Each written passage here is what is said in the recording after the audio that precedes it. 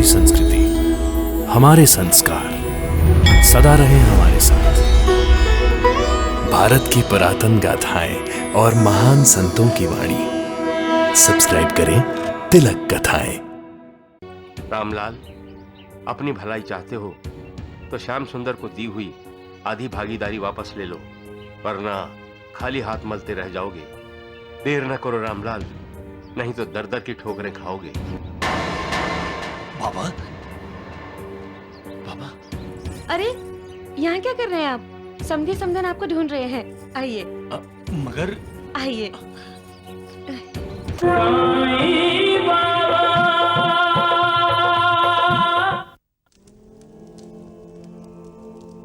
बाबा, आप कहते हो कि होनी को कोई नहीं टाल सकता, तो बाबा आप भी नहीं टाल सकते?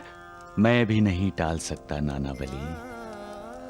जैसे हम फूलों की खुशबू को छिपा नहीं सकते, सूरज की रोशनी को अपनी जेबों में नहीं रख सकते और आग को अपनी मुट्ठी में नहीं पकड़ सकते, वैसे ही होनी को कोई नहीं टाल सकता। अब मैं देख रहा हूं कि मेरा एक भक्त अपनी बर्बादी की तरफ बढ़ रहा है। तो आपने उसे रोका नहीं? मैंने उसे सावधान किया, लेकिन जो उसके प्रारब्ध में लिखा है वो तो होकर ही रहेगा।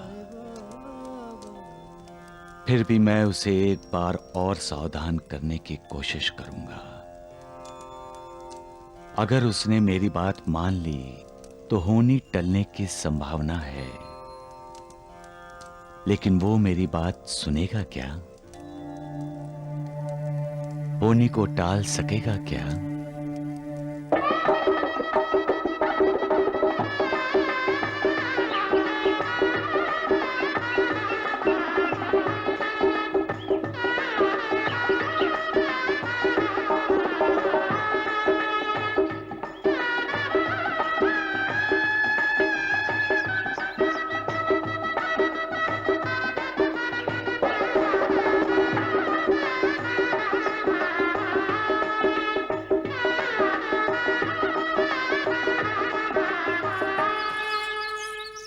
जीते रहो।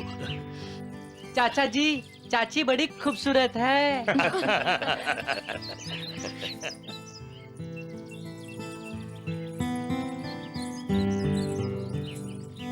पधारे हुए सभी अतिथियों से मेरा निवेदन है कि आप सब भोजन करके जाइएगा।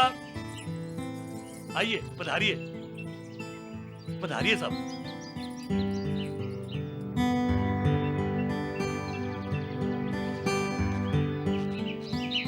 बाबा, बाबा, आप भी भोजन करके जाइएगा। रामलाल, अब आप भी भरपेट भोजन कर लो। आने वाले कल में शायद तुम्हें भरपेट भोजन नसीब न हो। रामलाल, अपनी भलाई चाहते हो तो श्याम सुंदर को दी हुई आधी भागीदारी वापस ले लो, वरना खाली हाथ मलते रह जाओगे। देर न करो रामलाल, नहीं तो दर दर की ठोकरें खाओगे। बाबा, बाबा, अरे यहाँ क्या कर रहे हैं आप? समधी समधन आपको ढूंढ रहे हैं। आइए। मगर आइए।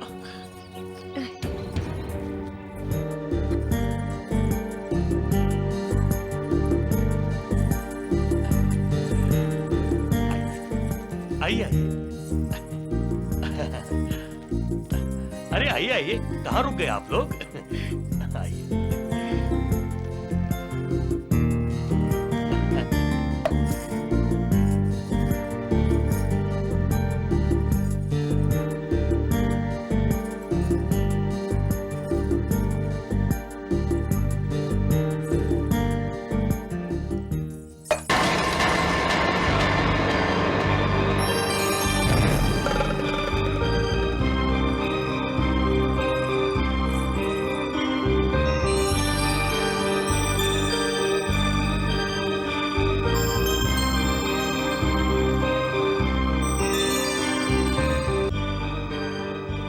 रामलाल, अपनी भलाई चाहते हो तो श्याम सुंदर को दी हुई आधी भागीदारी वापस ले लो, वरना खाली हाथ मलते रह जाओगे।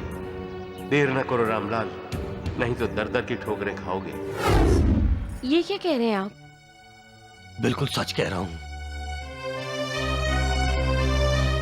आज शादी में फकीर आया था, बिल्कुल वैसा ही जैसा मुझे सपनों में बार बार दिखाई देता है। उसने साफ साफ कह दिया कि साझेदारी तोड़ दो वरना अनर्थ हो जाएगा। और वो फकीर अचानक गायब हो गया। मनीषा, आज गृह प्रवेश के समय वो चावल का लोटा आधा इधर आधा उधर, वो कहीं ऐसा तो नहीं? मैं सोच रहा हूं क्या भागीदारी वापस लेंगे आप? आज श्याम सुंदर की शादी की पहली रात है, हमें उसे कोई अच्छा सा तोहफा देना चाहिए।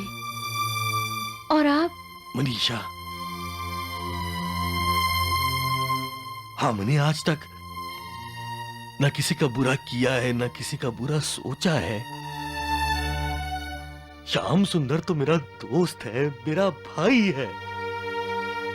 मैं उसका बुरा कैसे सोच सकता हूं?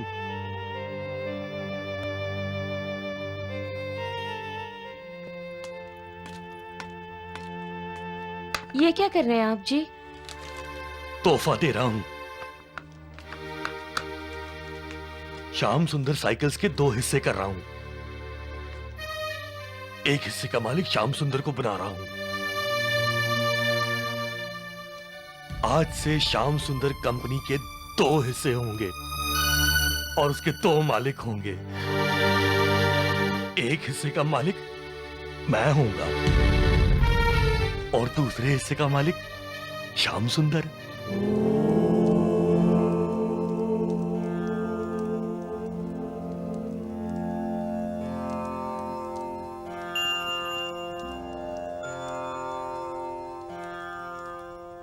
साईनाथ, क्या बात है?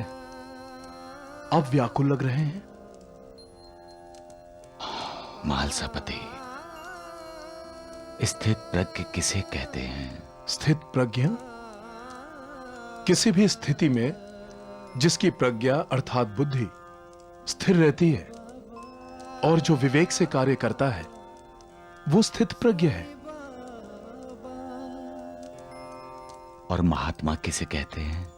जो सदा दूसरों के लिए जीता है, दूसरों के सुख का ध्यान रखता है, वो महान आत्मा यानी महात्मा है। मेरा भक्त भी महात्मा है मालसापति। वो अपने बारे में कभी सोचता ही नहीं, सदा अपनों को सुखी देखना चाहता है। सदा दूसरे की चिंता रहती है उसे। स्वार्थ तो उसे छू भी नहीं गया है। मैं उसी के लिए चिंतित हूं मालसापति। लेकिन क्यों साईनाथ? क्योंकि भविष्य में उसके लिए दुख ही दुख है। तो आप उसकी रक्षा नहीं कर सकते? मैंने उसे कई बार सावधान किया मालसापति, लेकिन मैं प्रारब्ध में हस्तक्षेप नहीं करता। सबका मालिक एक।